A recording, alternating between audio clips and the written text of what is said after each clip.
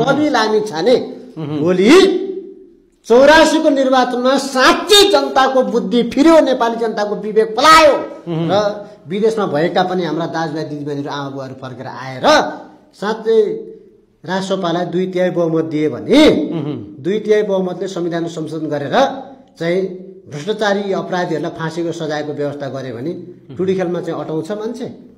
यी पुराना नेताहरू, यी पुराना दलका चाहिँ नेता कार्यकर्ताहरू त्यही रिभेन्ज रवि लामिछानेले लिए भने के हुन्छ? आज उनलाई 42 डिग्रीमा जस्ताको टहरो मुनि राखिएको छ हैन? मैले देखेँ नि, म त दुरो रोएँ। हेर्नुहोस् के कुरा हुन्छ तपाईँ, म यस्तो कठोर मान्छे जस्ताको टहरोमा उनलाई त्यसरी राखिएको छ, लामखुट्टे घारी। हेर्नुहोस् सर्पको त्यो आतंक भएको ठाउँमा के जेलमै राख्नुपर्ने भए पनि उनलाई त्यहाँबाट चाहिँ तपाईँको नराखिकन काठमाडौँ ल्याउन सकिन्थेन? अरू नेतालाई चाहिँ दिल्ली बजारमा राख्न हुने होइन? टिभीको सुविधा, ल्यापटपको सुविधा, सामाजिक सञ्जाल चलाउने सुविधा, पत्र पत्रिका सुविधा, तारे होटलबाट ल्याएर खानेकुरा खाने सुविधा गर्ने। हेर्नुहोस् अनि एउटा रवि लामिछाने मात्रै यिनीहरूको निम्ति बहिरी।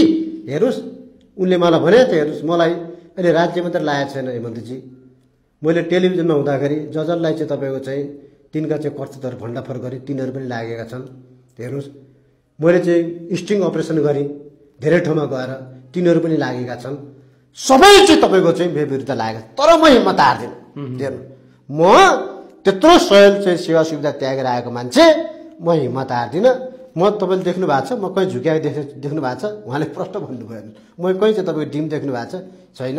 यसो हेर्दाखेरि वेट त 2-4 किलो बढेको देखेँ मैले। हेर्नुहोस् भनिसके पछाडि त्यो समेत उहाँले खपिरहनु भएको छ। किन भन्दा देशको निमित्त सेक्रिफाइस, जनताको निमित्त सेक्रिफाइस।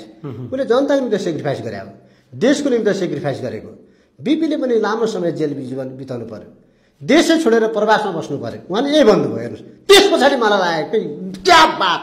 हेर्नुहोस् यो युगमा एक दिन एक पटक जन्मिने छोरो रहेछ भन्ने लाग्यो मलाई। हेर्नुहोस् त्यस पछाडि रवि लामिछाने